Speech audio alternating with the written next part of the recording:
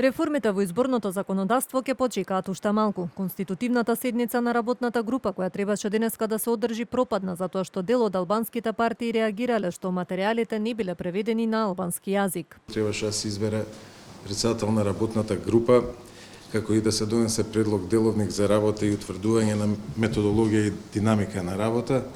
Сепак тоа не се случи поради одредени јазични бариери.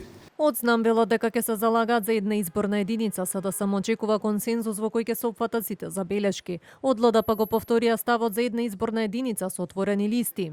Од владеачката ВМРО ДПМН велат дека активно ќе учествуваат во процесот и очекуваат решение со кое ќе се овозможи транспарентен изборен процес, додека пак левица се сомнева дека намерно се бирократизира целиот процес, што отвара сомнеж во волјата на власта за нови реформи.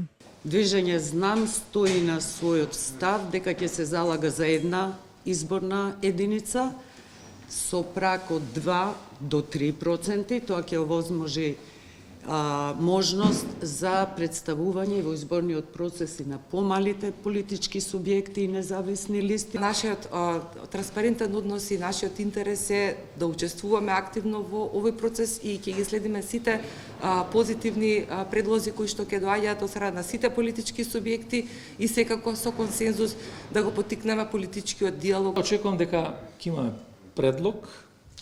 предлогот да ги офати сите забелешки кои што ги давале до сега политичките субјекти, предлози кои што ги имаат сите забелешки од ОПСЕ и од ОДИХР, и на тој начин да го направиме тој изборен процес со повисок степен на демократија. На лидерската беше кажано дека треба да се донесе до јуни, ние у март практично не може да почнеме. Ќе видиме, еве, ако во март нема некој сериозно поместување, ја не знам веќе, а ние како левица почнуваме се сомневаме во добрата волја на власта.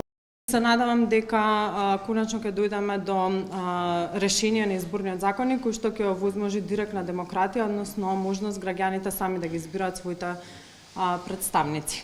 Според информациите објавени претходно, нов изборен законник ќе се носи доколку се предложат повеќе од 30% измени на сегашниот, а рокот до кој треба да биде донесен е до јуни оваа година.